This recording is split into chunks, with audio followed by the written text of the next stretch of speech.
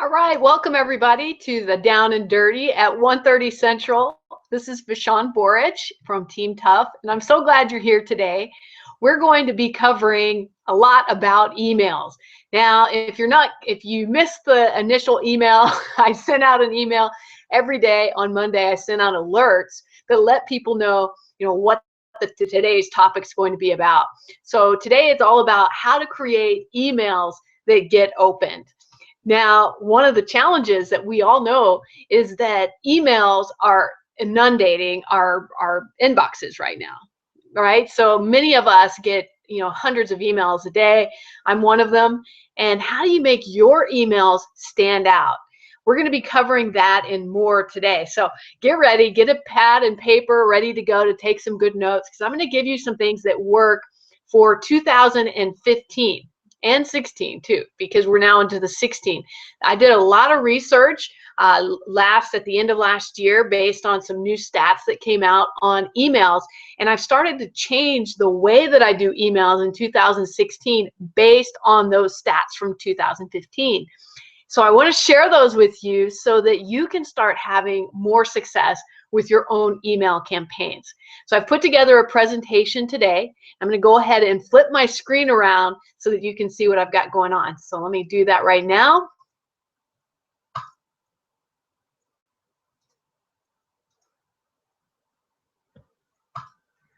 All right.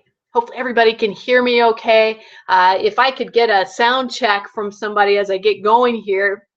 If anyone's out there listening, if you want to send me a message on Facebook and just say, yep, I can hear you, that would be really helpful right now. And I will wait just a minute until I get a sound check to confirm that I can be heard.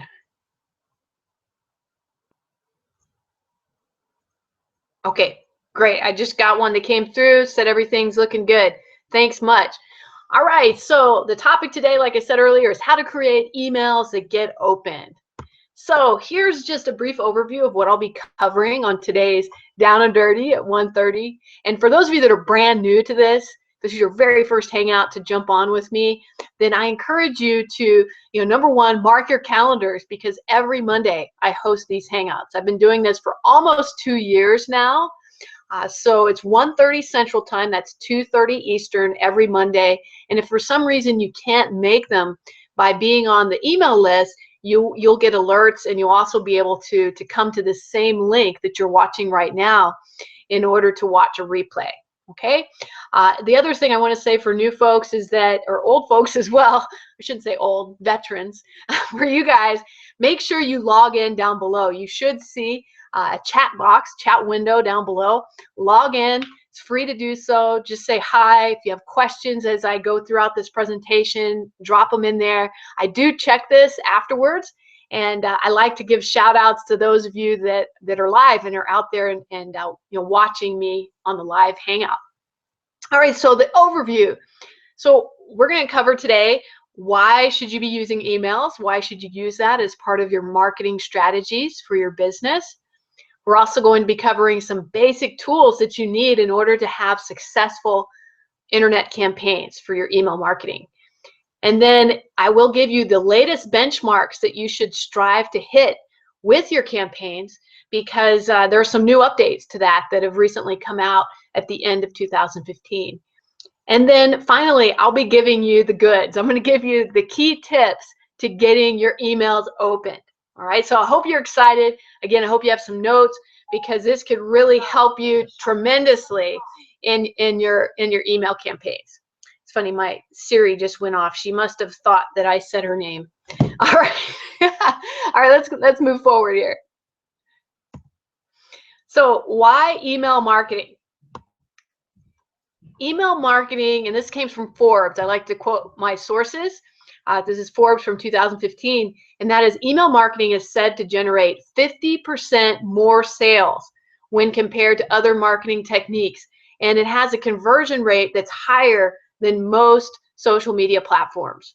So if that's not good enough to say, hey, I should be email marketing on a regular basis, then I don't know what is. So here's the next quote that I wanted to throw out there is, why email marketing? Email is almost 40 times more effective than Facebook and Twitter combined in helping a business acquire new customers. And the source of that is McKinsey, and that's a research source from 2014. Probably even higher than that, but that was the latest I could find on how much more effective email is than social media.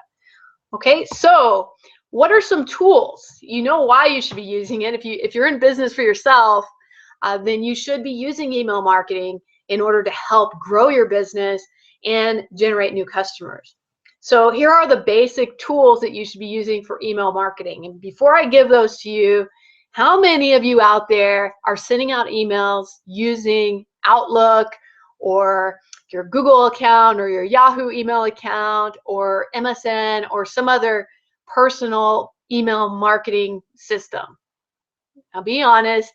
If you're doing that, I want to tell you right now, you need to stop doing that. You really need an email marketing system in order to send out emails, because if you start sending out regular emails out of like Outlook, for example, what's going to happen is your account's going to get flagged, and then when you try to send out emails in the future, it's going to go right to everybody's spam box, and basically you're going to get blacklisted. And I don't want that to happen to you. As somebody who I've worked with a lot of clients, I'm surprised often at how many people they just don't know. And so the worst offenders are those that'll send out a giant email to like everybody on their list, and they include all of the emails in the to line of their email. You know what I'm talking about? I'm sure you've received this, where like you get to see every single person's email address that they sent the same message to. And that's like the most horrendous mistake you can make, because not only does it show everybody else's email when you do that, but it also is a way for others that don't have much scruples to capture your email and start sending you spam or put you on a spam list. And a lot of people, they don't have good virus scanners on their computer. And so when others do that without you knowing that they did that, then there's a potential that you might get a Trojan or some kind of virus sent to you, because now it has your actual email. So don't do that. If you absolutely have to send out a bulk email like that, I don't know why you would, but let's say you were sending it out to family members only, and you only had like 10 to 20 people you want to send it to, make sure you use the BCC field to put their emails in. And that's the BCC field means it's blind carbon copy. That's what that stands for. And when you put them in that field in the email box, it doesn't show everybody your email, and it doesn't show everybody else who got the email. It's just a much more professional way to send out an email. And I just wanted to alert those of you that just didn't know that. I'm assuming that a lot of folks that are on this Hangout today, you are email marketers, or you are growing your marketing business online. And so you know not to do that basic mistake, but I did want to bring it up for the very beginners. So what should you use to send out your email? Well, you should use an email marketing client such as, and we're going to go through those here in a second. So you must have an email marketing client. There's no exceptions to the rule. If you're serious about your business, you absolutely must have an email marketing client. So what are email marketing clients? Well, here are some of the most popular ones. I'm going to go through them here. MailChimp is probably the one that I would recommend for a beginner. If you are brand spanking new to email marketing and you're just getting started and you have less than 5,000 people on your list, then I would suggest you use MailChimp. And that's just MailChimp.com. I do not currently have an account with them. I use other things, but I used them in the past, and I still recommend them to my clients as a great beginning email marketing client. It is free. They have a free version. They also have a paid version. It depends on how many people you currently have on your email list. But it's a really great way to send out email newsletters, surveys, any types of mass emailing that you want to do. You should make sure you're doing that with an email marketing client. Okay, so then for my intermediate to professional business owners that are doing email marketing, I would recommend GetResponse or Aweber. Those are the two biggest ones that probably 90% of all email marketers use. They're just really good, easy to use platforms. They're very robust. They have lots of tools such as autoresponders, which is a fancy way of saying you can write a bunch of emails and have them trickle out automatically without you having to do anything to every new subscriber that joins your list. So I love that about these types of email campaigns. And then as far as GetResponse or Aweber, personally, I use GetResponse. That's my favorite choice. I have used several others, but that's the one that I'm on right now. Now, my list is not huge yet. I'm still under 10,000. I'm getting bigger every day, but I'm under 10,000. When I reach 10,000 or more, I plan to actually step up to an even larger email client system such as Entreport or Infusionsoft. Those are what the pros use. I don't recommend going to Entreport or Infusionsoft until you really have a huge list and you are capable of dealing with the technological learning curve, because Entreport and Infusionsoft, and I have been through some of their tutorials already, there's a lot you can do there, and there is a big learning curve, and they are more expensive too. GetResponse or Aweber, they do not have a free version. You can obviously check it out for a little while, but you do have to pay for those. And Entreport and Infusionsoft expect to spend upwards of $100 a month. GetResponse and Aweber expect to, I think it's around $50 a month for those. And back to GetResponse, if you do want to use the same one I use and you're looking for training and how to do that, I'm happy to give training. And I even can give you a month free of GetResponse by using this link. That's why I put that link there. So it's just gr.teamtough.com. That is my affiliate link. I don't require you to use it, but if you'd like to, have a free month and give me a little bit of affiliate, then that's the link that belongs to me. So I appreciate that for those of you that use it. All right, so that gives you an idea of email marketing clients. Let's go on to the next topic here, and that's email marketing benchmarks. So for those of you that already are sending out emails on a regular basis, what should you be expecting from your opens? I mean, what are the industry standards? So this is what I found, and this comes from smartinsights.com. This is the research that was done at the end of 2015. So the average, and it really depends on the industry that you're in, but you're looking at a pretty good email if you're getting a 15 to 30% open rate. If you're not familiar with open rates, that in every email client, even MailChimp, the low end of the scale, there is a section where you can get statistics and reports.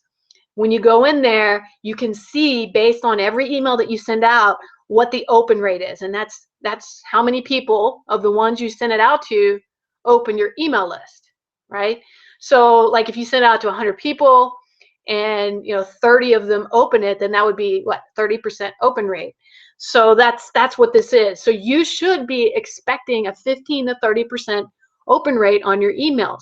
If you're not getting that, then we're going to go through some reasons why and how you can solve that. Okay. Then within those emails, you should always have some kind of a link or something of value that you're giving to them. That link, on average, for the industry standards, is 2 to 3%. So for those, let's say we're going back to a list of 100 people, let's assume on the high end, 30 of those people opened it. Well, of those 30 people, only 2 to 3%, so only 2 to 3 people are going to open up that email. Okay, so that's an average click-through rate. Now, how do you get that higher? Well, there's a lot of ways. One of the sneakier ways, I shouldn't say sneaky, but one of the more creative ways of getting people to open your emails is to do what's called split testing. And this is some advanced topics, but I'm just going to throw these out there for those of you that are more advanced. These are some things you should write down. And then if you want a more advanced training, send me a message and I'd be happy to go through how to do this. But split testing, that's basically giving your emails 2 different headlines or subject lines and then sending them out to the same list. And so half the list would get one headline, half would get the other. And you can see which one gets opened more frequently. Now you have a good headline. Now you can send that out again So that's one thing. The other thing is to resend. You can go into Get Response, for example, and Aweber. I've seen it in both. You can pull out all the people who did not open it the first time around and then resend it to just those people who didn't open the email. Okay, and there's some best practices for doing that. And then the other thing you should test is the time of day that you're sending out your emails. You may be sending it at a time of day where they're just flooded with other emails, and so they're not opening your emails. So what you might want to do is try sending your emails at different times and see if that makes a difference in your open rate. Okay, all right, so those are some advanced topics. Let's press on here. So we're going to dive in now to the key tips. So here's the number one tip. Okay, number one tip is you want to get in the habit of creating emails that are eagerly anticipated by your subscribers. So, keep in mind, why do they sign up with you? If you're getting, and here, let me just back up. If you're a beginner, don't just take every email that you've ever received from business cards or wherever or in your own address book and throw them into an email list. And the reason you don't want to do that is because, number one, they did not opt in. They didn't say they wanted to be a part of your email list. And number two, if you do that, you're going to be sending them content that they may not want because maybe they don't even have a desire to be a part of whatever it is that you're in, whatever business that you're marketing. So you should be actively attracting people to your business with other marketing techniques to capture their email. So they're signing up with you for a reason. And we've had other hangouts where we give you ideas for what's called lead magnets. And these are things that you can give away in order to get them to give you their email address. So make sure that if they're signing up, you're delivering on that promise. So let me give you an example. I've got a lot of different email lists. I have one that's specifically for people that are interested in my martial arts school. Now, because of that, I am not going to send those same people emails related to my other business, my internet marketing business. I'm just not going to do it because they are interested in karate, martial arts. They are not interested in having their own online business. Now, it's possible that there may be some people in there that are, but the place to market to them is not inside of an email where they didn't sign up to be a part of my marketing campaigns. So what I would probably do is, if I wanted to see if anybody was interested, is in a karate related email, I might say, hey, you might want to check out my other business if you're interested in internet marketing and how to become better at marketing your business. Click this link to subscribe to that list. So in an email, I might encourage them to subscribe to another list of mine. Okay. I also have another list where I did like a weight loss program. And it's just kind of a diet plan. It's not anything with pills or anything like that. And it was something that worked for me. And I wanted to share it with my friends and family members who wanted to lose weight. And so I created an email marketing list on how to do that. And I don't email them, everything. I only email them the stuff that's related to, their health and this weight loss program. So, you want to keep things separated and then deliver on whatever it is that they signed up for. So deliver on, for my case, deliver on martial arts related content, deliver on weight loss related content, deliver on internet marketing related content. So as long as you can keep that in mind, you're going to have a lot better success than if you just try to batch everybody into one big list. Okay. Tip number 2 is be personal. Okay, so here's the biggest mistake I see beginners make is in their email, they're talking about subscribers. Like, it looks like when you read the email, you feel like you're being preached to as a group of people. You don't feel like that email was really meant for just you. It was like a blanket statement, like they're in front of a stadium and they're talking to you that way. Don't do that. You want to write your email as if you're only writing it to one person. Okay, so when you say things in your email, it should be, you should be talking to them just like you're just talking to a friend, somebody that's interested in what you have, and you're sharing that information with them. And then the other thing is, you don't want to use like your business name as the from address I know that that was something that was told to do in the past, but things are changing. It's 2016. People are smart. They get a lot of emails now. They want your actual name as a from address. So don't do something cute with all kinds of little symbols and phone numbers and other things in your subject line or your from line. You should have your actual name as it is, so that you become trustworthy. I mean, that's really part of the game, right? You want people to know, like, and trust you in order to buy from you. So don't use some fictitious name in the from address. Okay. All right. Key tip number 3: be useful. Only email when you have something valuable or useful to say. Don't feel like you've got to send out an email every single day. Now, I know this is different than what some people tell you or have told you in the past, but my opinion is my people, they don't want to hear from me every single day. Okay, if I email them more than twice a day, people start to wonder what's going on, and I get a lot of opt-outs and unsubscribers when I do that. So I found that 2 to 4 times a week is the most that anyone wants to hear from me. Okay, and so that's what I do. Now, initially when they sign up, they do get a thread of emails, like when new people sign up, because I'm giving them content that's useful. Like I'm walking them through a training program, or I'm giving them some access to some tools that have helped me. So initially, yeah, they're going to get quite a few emails from me in the first few weeks. But then after that, I only send out 2 to 4 emails a week to my list, just to stay on top of mind, but not to inundate them with emails every single day. Okay. All right. Next one, stay on topic. And this kind of goes back to tip number 1, and that is learn to segment your list. So don't email them about things that have nothing to do with why they signed up with you in the first place. So segmenting means to create separate email lists. So when people sign up to, maybe they sign up to learn about your business, then that's one list. Maybe they sign up because they just want a book that you're giving away for free. Well, that's another list. And maybe you don't email them the same thing because they just were interested in reading your book. They weren't interested in a business. So you have to keep in mind, why they signed up, and you need to make sure that you're segmenting your list and sending them the appropriate content. Okay. Tip number 5, reward them for reading your emails. So here are some ideas. When you email people, share with them a useful tip. Give something away. Make them feel better. Maybe it's an uplifting or an inspirational email. Give that to them. Give them free gifts, just as a way of saying thank you. You might give them, a free checklist, or maybe a free video, or a free ebook, or a free one-paper document, or I don't know, a free resource or something like that.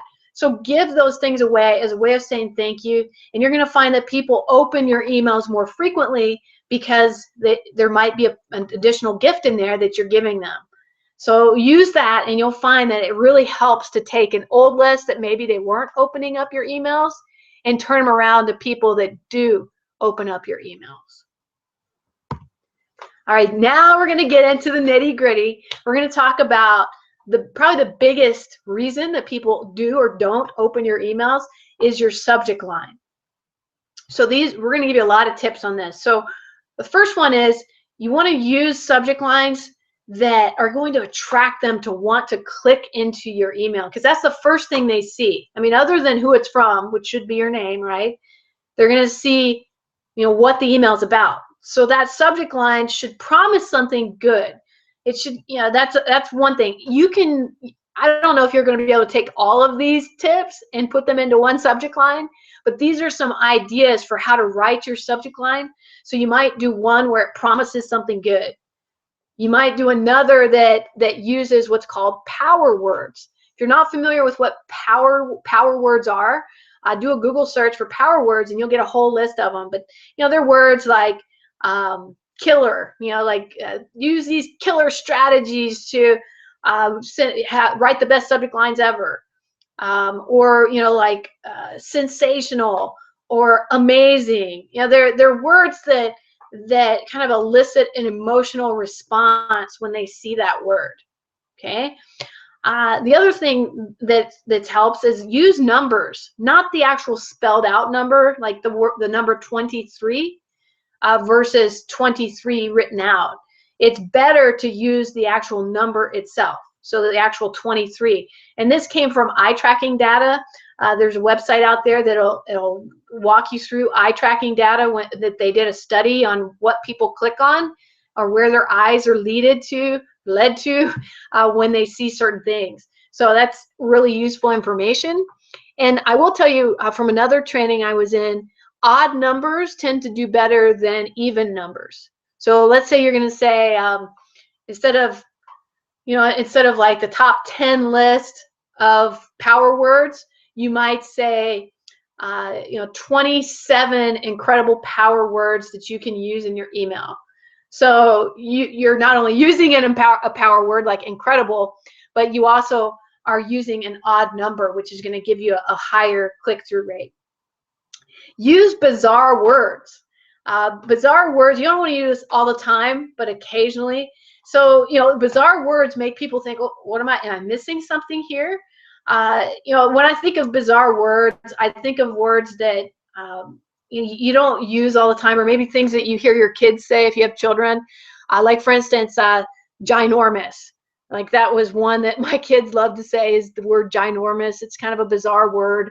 Or there's other combination of words that you might hear that would be really good to put in a headline or subject line to make people say, what is that? It creates curiosity into what you're writing about, and they want to click on it just to see what that word means.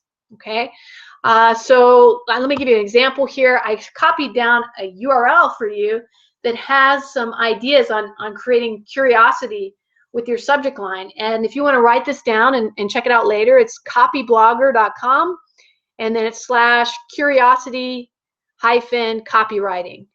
And it will give you some ideas on bizarre words and how not to use them in a subject line. Okay, I hope that you guys are getting good value out of this so far. Is everybody still with me? All right, let me get a drink of water here while I'm waiting.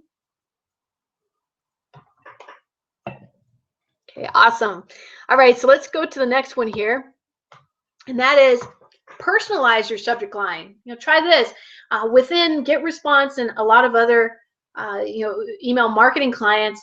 You have the capability to pull in the first name of the person's email. So when you have to collect this when you initially are getting emails, you have to actually ask for their first name, like in an opt-in page or a capture page. You want to make sure that you get at least their first name in order to be able to personalize it. But wouldn't it be nicer if you had an email that said, hey, Amy, or, hey, George, or whatever it says, instead of just, hey? It's a little better if it actually has your name in it, and people will click on it because they want to know why their name's in the subject line.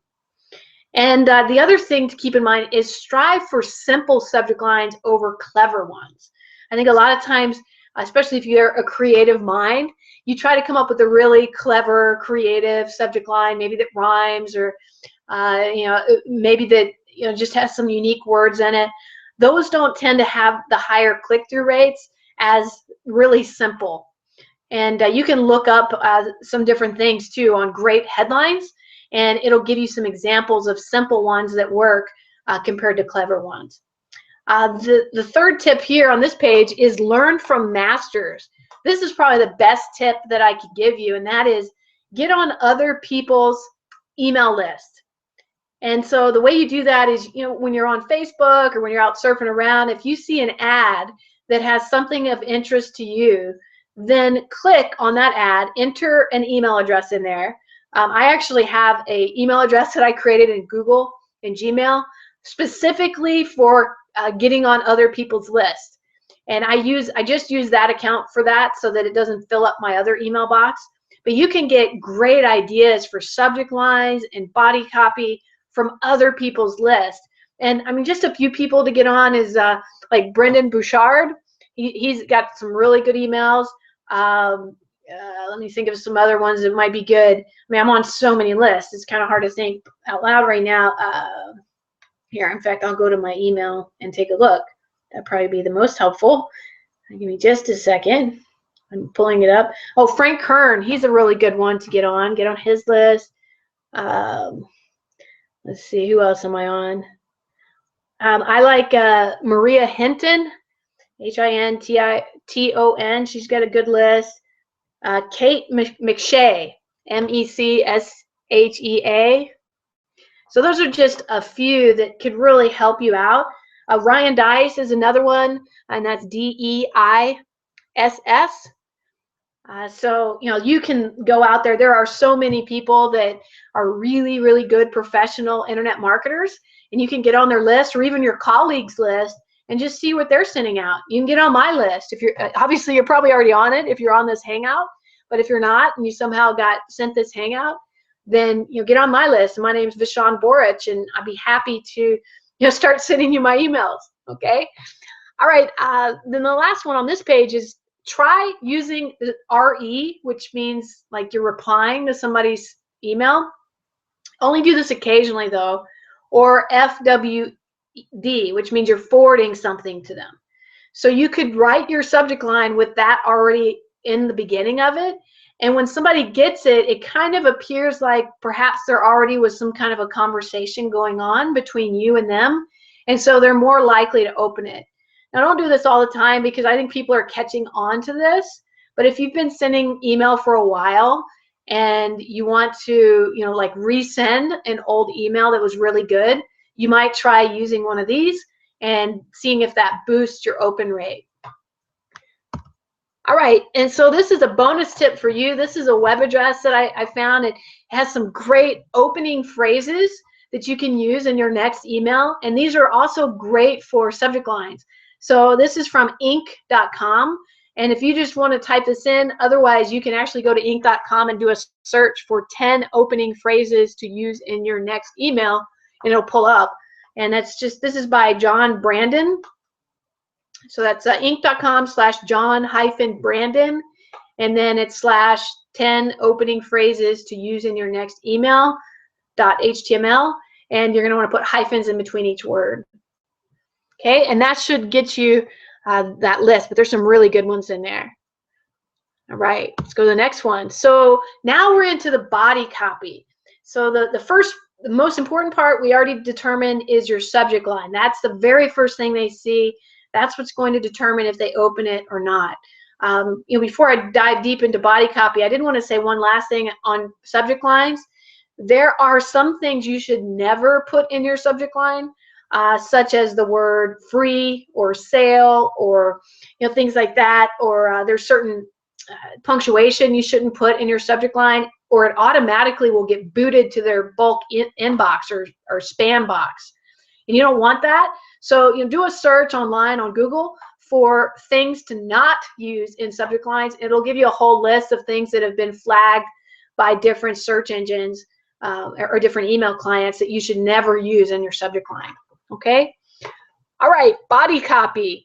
So I'm talking pretty fast today, actually, so this is funny, but write fast. When you are first putting together an email, try to write it out as fast as you can. And the reason why is it's going to show your enthusiasm for life when you write fast. If you spend too much time trying to get your idea down on paper, it shows. I mean, it just looks too professional and boring. And people pick up on that.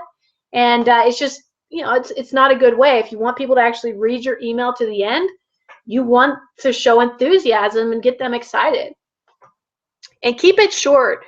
This is new. A lot of people are of the camp that say, longer is better. If they take the time to read your whole email, they're probably more interested in what you have. But I like to think about my audience as well. And my audience in general has short attention spans. They're busy. They're former corporate women or existing corporate men or women. And they don't have time to read some long journal of an email. They want it short and to the point. So what I would recommend to you, if you want better clicks on your links and more people reading your emails, go in after you write your email out as fast as you can, right? Go in and cut it in half. You may have to cut a lot of words, but cut it down to just the bare bones. And what's going to happen is you're going to have a really clean, concise, simple email that people want to read. And that's what you want. Okay. Third tip on body copy is to ask questions. Think about, what types of questions that your audience might have.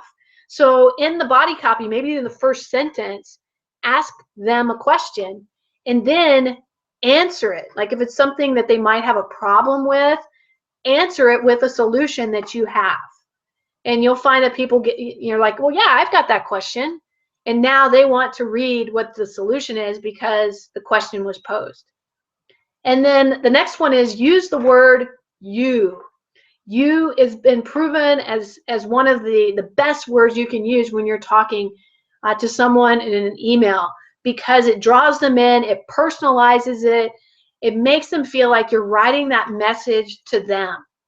And I'm going to share with you something I haven't shared with too many people, and that is I've got an email in my autoresponder that has at least a 50% open rate, if not higher.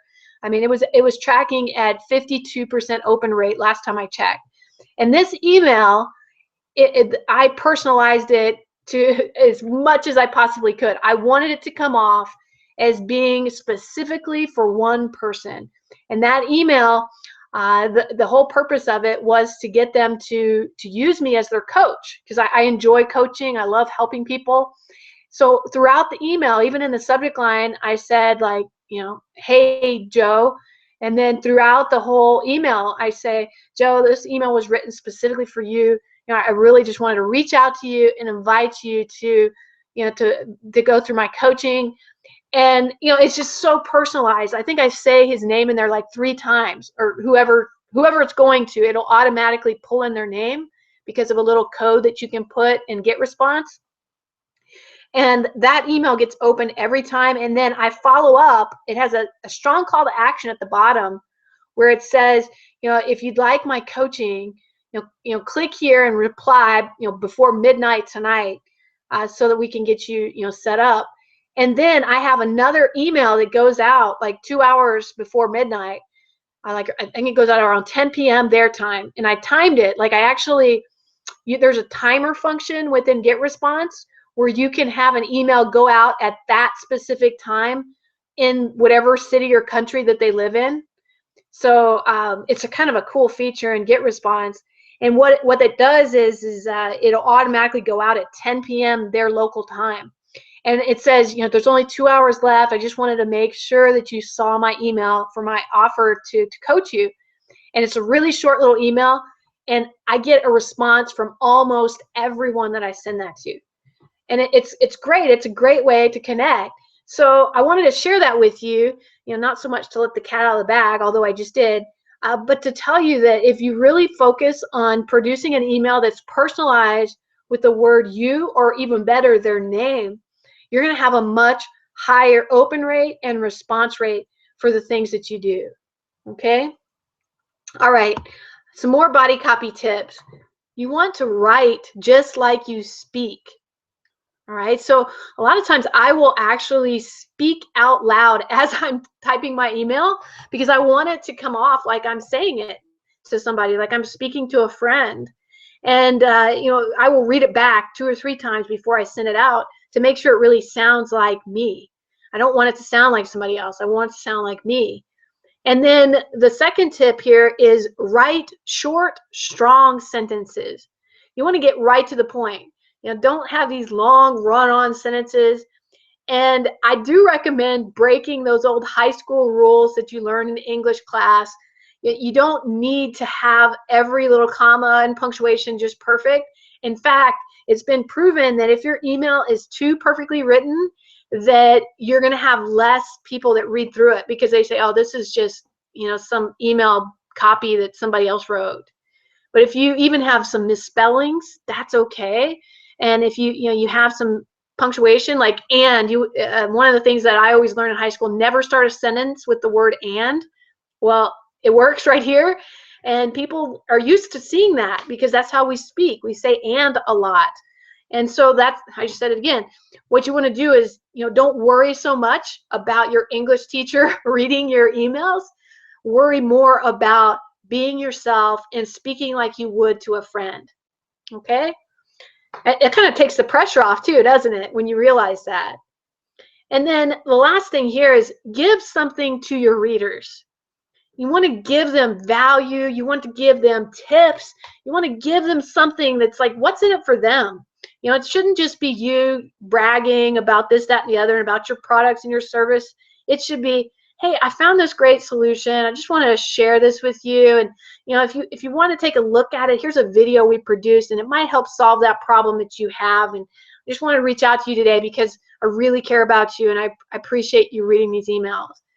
Doesn't that sound a little better than, you know, just me telling them about this product?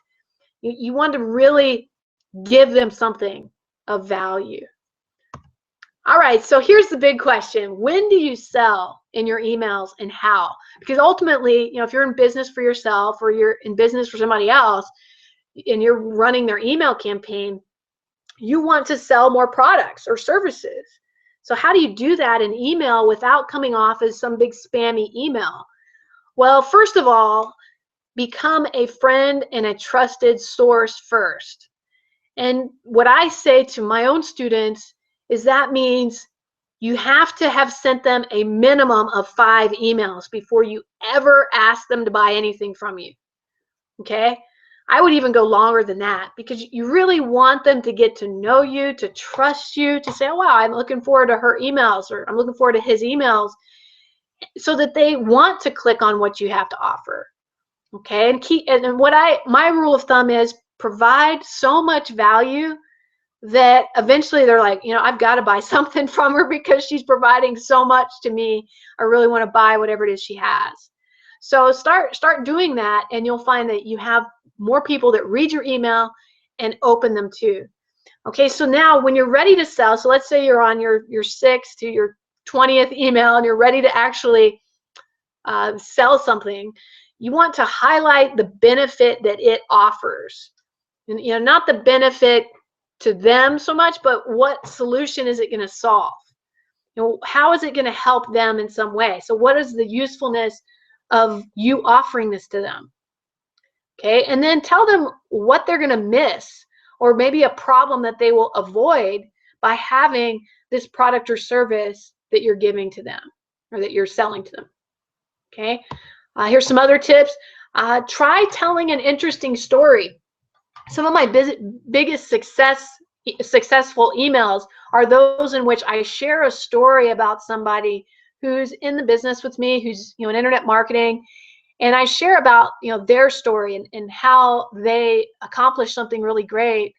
And I usually include a photo of me with that person as well. So it adds that personal touch to the story that I'm sharing.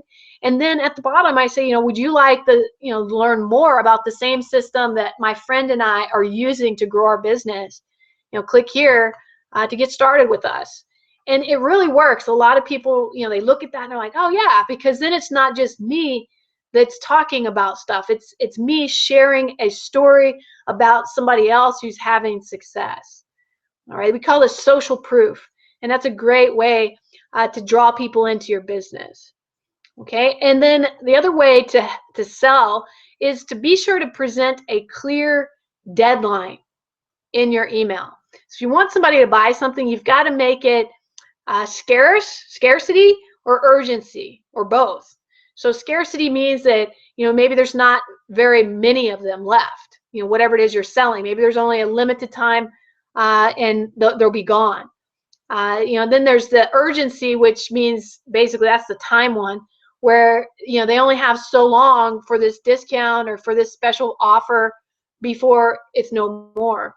And by doing that within your email, you know, you're going to help them press that button and buy something much more quickly. And then this kind of ties in with the present a clear deadline, and that is have a clear call to action. A call to action is letting them know exactly what you want them to do. So you have to be very, very clear. You actually have to write it out. Say, you know, if you'd like, you know, this before the deadline tonight at midnight, click on this button right now, pull out your credit card and enter in your information, and it'll be instantly delivered to you. So I mean, really, really clear. If you're not, they're just not going to do it. So make sure that your call to action is really written out as if you're talking to, somebody who's never ever used a button or something before on the computer. I know it sounds silly, but that's what it takes sometimes. Okay. And then the final thing on how to sell is use a PS. And if you are on my mailing list, I use them all the time. There's been a lot of research done on PS, which is the postscript at the bottom of the page. That PS is the most clicked on link out of all of the text on your page. Okay, so if you're not using a PS, you're missing out on clicks. So what I always do is on my PS, I include something of value, or I encourage them to join my team if they like what I'm providing. So if you like what I'm providing, to click on that link. And I also use it to, to share something, maybe a blog post that I just wrote, just something to get them to click. I always make my PS clickable. Well, it's rare that I don't, but usually it's clickable. And that way I can track that click and drive more traffic to my business. Okay. All right. So here are just a few don'ts. And this is kind of funny, but don't email them too frequently. And how are you going to know that? And the next one is rarely email them. You don't want to rarely email them.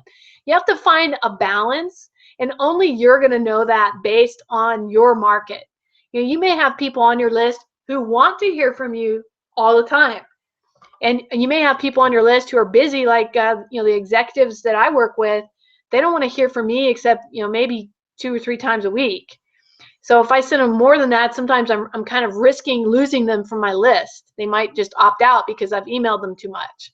So you have to find a balance and really think about yourself. How often do you like to receive emails from people? And then use that as kind of your rule of thumb for how often you're going to email them. Don't leave off an unsubscribe link. Within all of the ones I think I've listed for the email clients, it automatically sets up an unsubscribe link at the bottom, or some of them do it at the top for your email. This is important because of the CAN-SPAM Act. You cannot send out an email unless there is a way for someone to unsubscribe. And ideally, it should be a link that happens immediately. Like they click on the link and it'll unsubscribe them. Okay, so make sure that you have that there. Don't ever turn it off. And that way you don't get in trouble. And because if somebody reports you for not having it, your email address could be banned and put on that blacklist that we talked about earlier. The other thing to not do is don't use just a regular Gmail account, Yahoo account, or other free email service to send out your email campaigns. Now, I know when you first get started, that may be all you have, but you really should invest, if you're a professional, you should invest in your own domain name. Like, for instance, I've got teamtough.com. So all of my emails come from Vishon@teamtough.com. So you want to make sure that you do that because it comes off as more professional, and it also prevents you from going into their spam box. You might be surprised, but Gmail and Yahoo, those types of campaigns get sent to spam boxes a lot, especially if you're using an email service to send them out. I don't know how, but it somehow triggers that those emails go into spam boxes if they are a Gmail or Yahoo account. Okay, so that'll help you tremendously with that. So that is the end. I'm going to flip it back around. All right, I hope you really got a lot of value from today's Down and Dirty at 1:30 Central. And if you did, go ahead and comment down below. I'm going to go ahead and go into my chat room here and say hello to you guys if you're out there.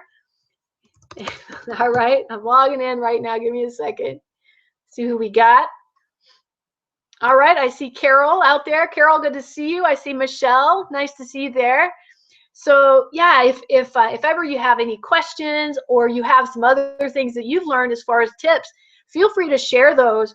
One of the things that I've set up as part of Team Tough is we have a private Facebook group.